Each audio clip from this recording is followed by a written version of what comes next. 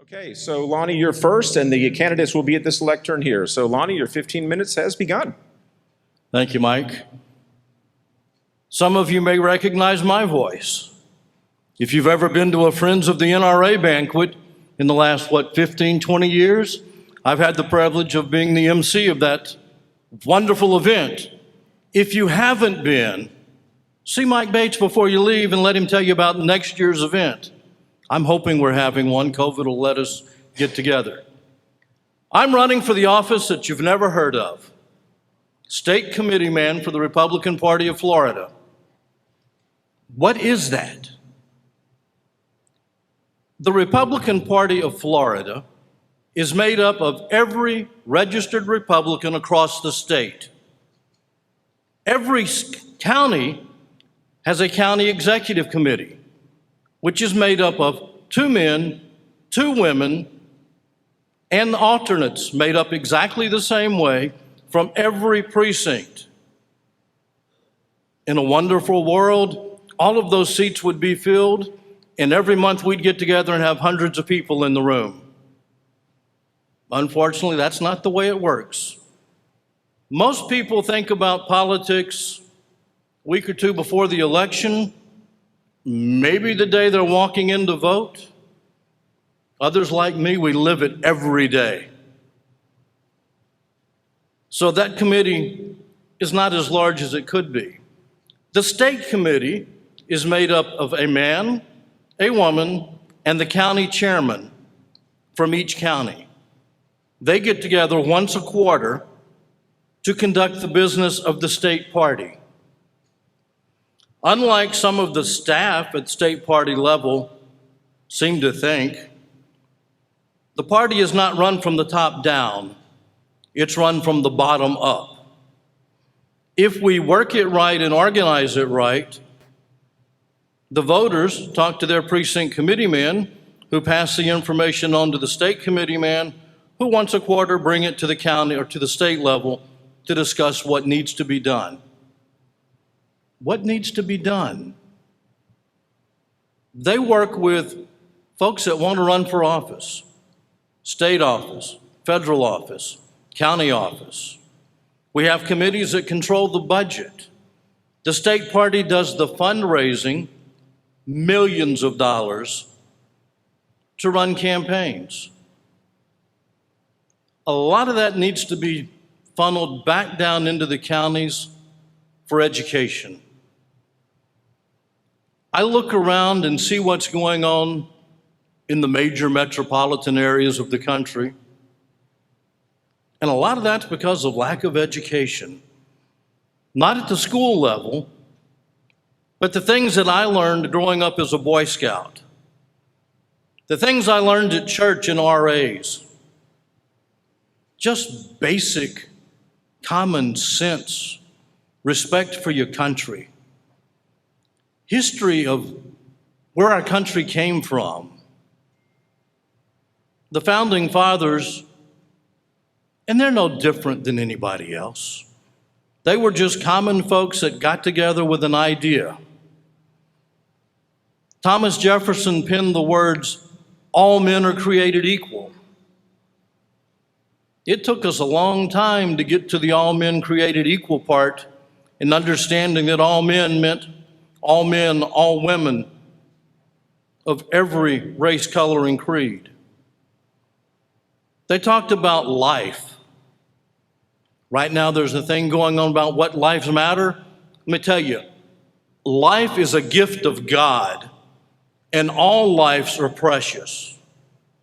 Every race, color, creed, born and unborn, precious gift of God, and we don't need to take it for granted. Let's talk about my qualifications and why I want to serve you as your state committee man. For the past 20 years, I've been rather involved in politics. I ran for county commission in the year 2000. Thank you very much for electing Buck Lee.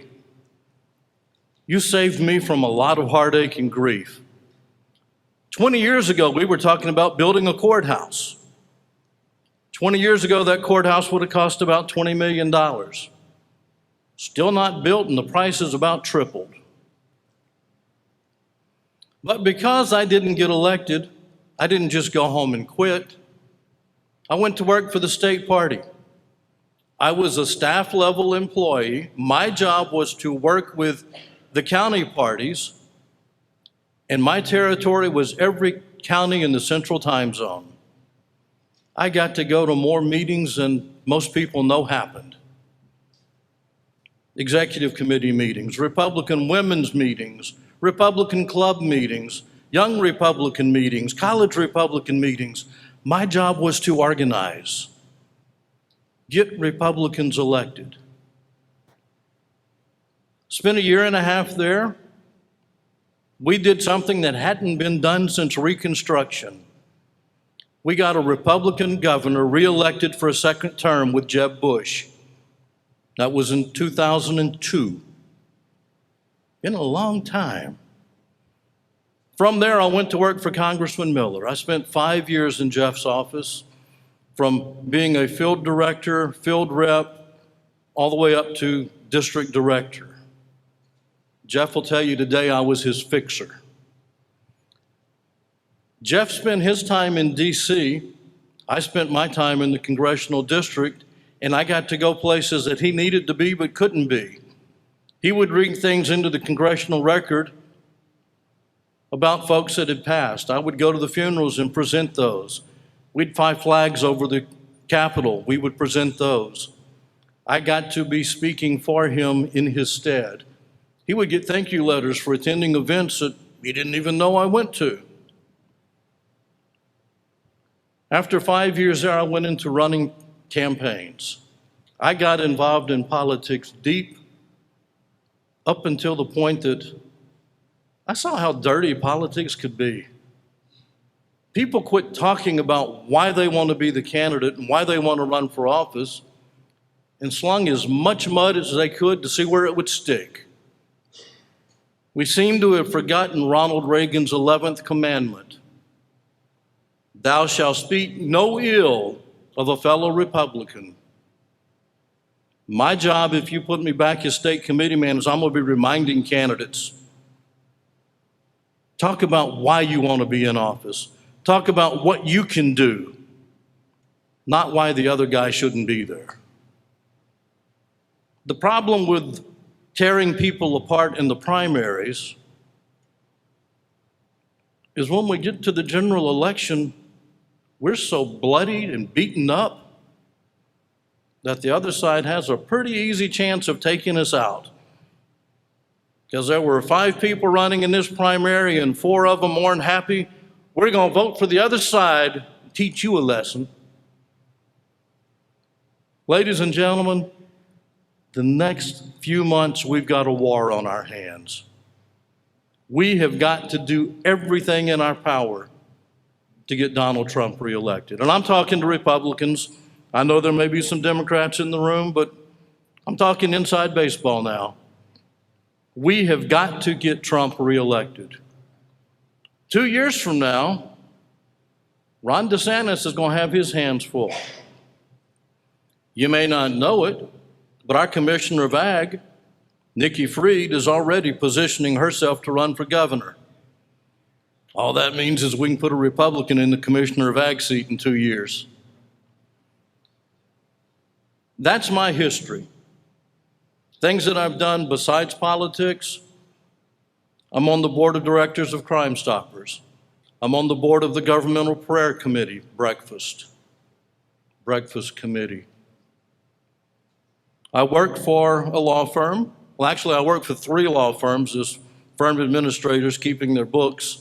I do real estate closings on a day-to-day basis, and I manage books for 3 law firms, 1 RV park, and a couple other business concerns. And I'm not going to take 15 minutes. I'll take questions on anything. Not just about this. You've got questions about anything going on politically, I'll even talk trash with you. A lot of people don't like the Waste Pro contract. Do you realize that when they did away with recycling, We saved $1.7 million. Recycling had been subsidized by the county at the tune of $350,000 a year. And do you know what recycling is in the Panhandle? They take it either to a landfill that converts it into methane, or they take it to an incinerator in Pensacola and burn it because it turns it into heat, which is energy that's not used for anything. And over the last 5 years, they spent almost $2 million. So yeah, you want recycling, you got to pay for it, but they saved us $2 million.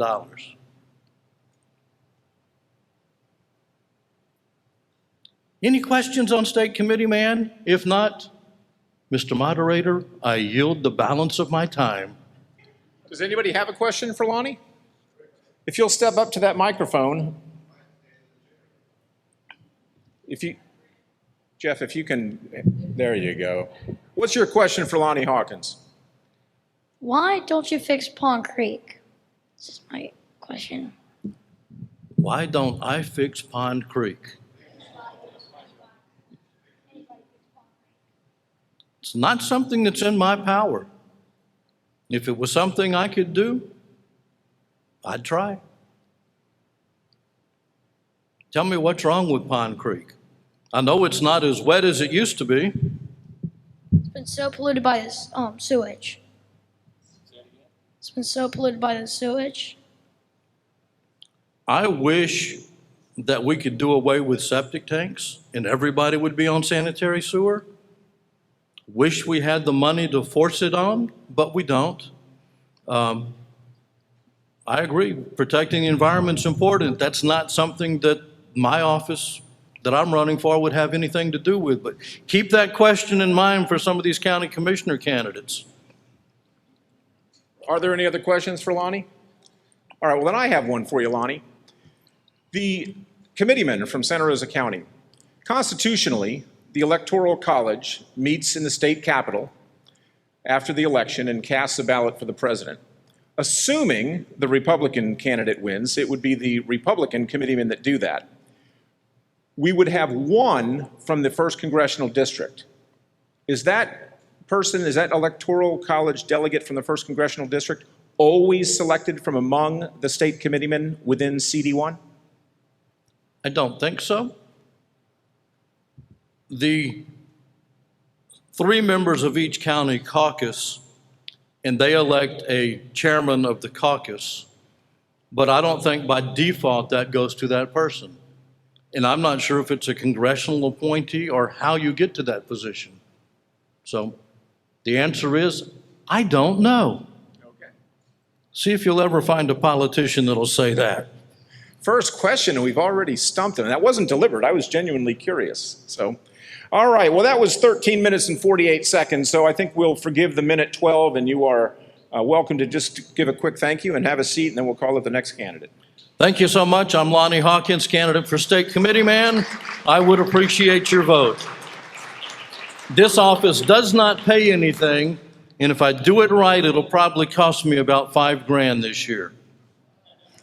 All right. Lonnie Hawkins, candidate for Republican State Committeeman. Thank you.